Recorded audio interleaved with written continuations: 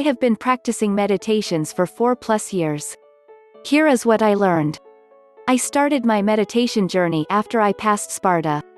I was following my coach Anton on SNS and watching his videos where he emphasized the importance of meditations in his morning routine. At that time I knew very little about the meditation. So as many there was still an imprinted association with Buddhism and religion, but I got the determination to explore what the whole meditation thing is about. So I started to practice. I still remember my first day. Almaty, Kazakhstan 2013. We decided to meet with friends at Most means the bridge, our usual place near the beautiful pond, located on the way to the mountains of Almaty, Kazakhstan. I intentionally arrived earlier to stay alone and meditate. I sat down on the wooden deck near the pond, set up my timer for 5 minutes and closed my eyes. I had no idea of what I was doing. God, that seemed like forever. I couldn't resist the temptation to peek a couple of times on the times with my half-closed eyes. The signal just wouldn't go off. My friends arrived and saw me sitting on the floor with my eyes closed and laughed at me. I laughed at myself too. I might have looked like a fool sitting with a proud face like a Buddhist but still trying to take a sneak peek at the timer. And that was the lesson number 1. First times you will fail. And that's okay. When I first started my mind was an insane ape running towards the cliff.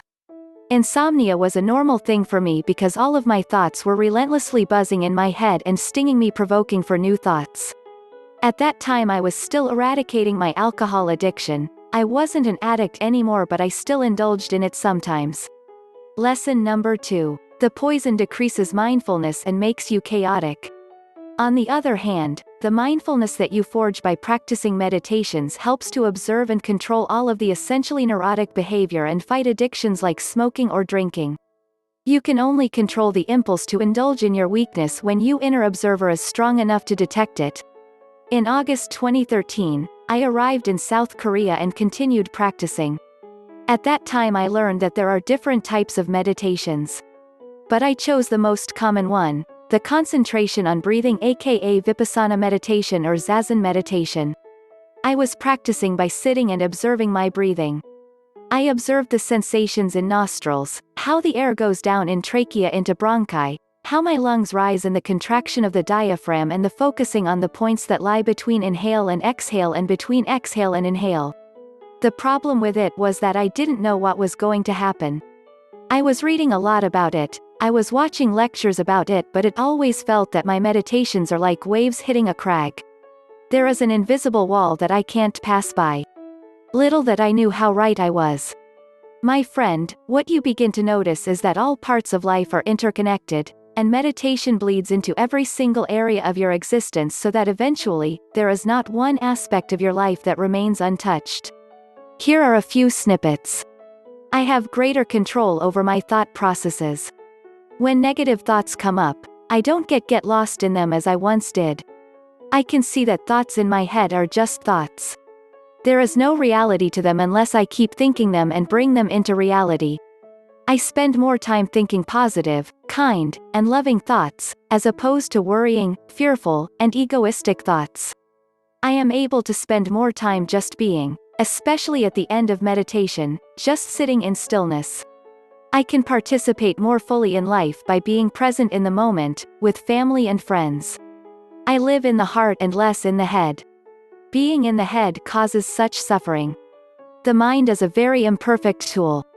I am more creative now and more able to express myself without fear, procrastination, or doubt. I am more focused now. I am able to concentrate on tasks for much longer than I previously could. I connect with people in a deeper, more meaningful way. I have more compassion for people and more love. I am able to understand things and explain things that I was not previously capable of doing.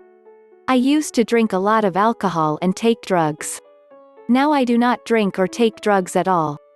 I used to waste a lot of time on pointless activities like television and computer games. Now I am much more productive and efficient. I used to spend a lot of time socializing. Now I spend more time at home with my family or in meditation or seclusion. I used to be unsure of my life purpose. Now I act every day to serve others and build the life I desire.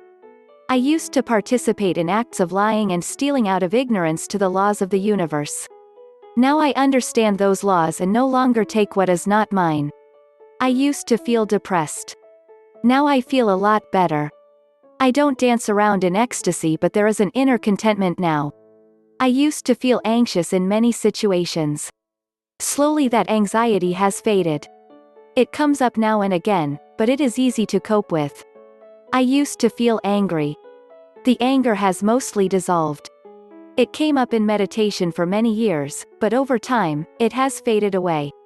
I used to feel that life was full of suffering and misery and that there was no point in doing anything. Now I know that life is tough but joy is possible and we have to help other people to find it. I used to feel jealous and envious of other people. Now when people succeed, I am genuinely happy for them and I want to congratulate them.